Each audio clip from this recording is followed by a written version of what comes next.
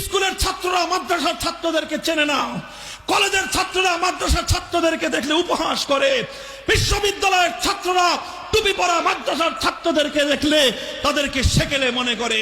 হে মাদ্রাসার ছাত্ররা, এই বাঁধ ভেঙে দাও, এ বাঁধ ভেঙে দাও। তোমার বিচরণ করবার অধিকার রয়েছে বিশ্ববিদ্যালয়েও, তোমার বিচরণ করবার অধিকার আছে কলেজগুলোতেও।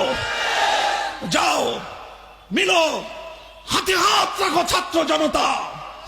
আলিয়া, কওমি মাদ্রাসা, বিশ্ববিদ্যালয়, কলেজ, স্কুল, সব ছাত্র নিজেদের মতো করে পাড়ায় পাড়ায়, মহল্লায় মহল্লায় আদর্শ প্রতিষ্ঠার দুর্গ করে তোলো তোমরা। এভাবে মাদ্রাসার অভ্যন্তরে সাংগঠনিক প্রোগ্রাম না হওয়াই বাঞ্ছনীয়। বিভিন্ন জায়গায় মসজিদ রয়েছে, পাড়ার মসজিদগুলোকে আপনারা কুক্ষিগত করে রাখবার চেষ্টা করবেন না।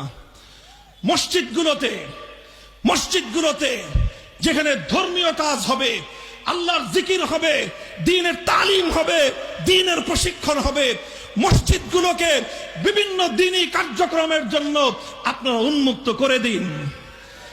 মসজিদগুলোকে শুধুমাত্র নামাজ পড়ে তালাবদ্ধ করে রাখবার এই পদ্ধতি থেকে আপনারা ফিরে আসুন। মসজিদ মুসলমানদের সামাজিক কর্মকাণ্ডের মূল কেন্দ্রবিন্দু পরিণত করুন।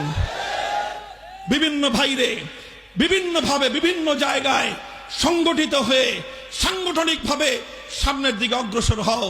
ইনশাআল্লাহ এভাবে কার্যক্রম পরিচালনা করলে কোন শিক্ষা প্রতিষ্ঠানের অভ্যন্তরে দুটি ছাত্র সংগঠনের মধ্যে কোনোদিন বিরোধ দেখা দেওয়ার প্রশ্ন আসবে না।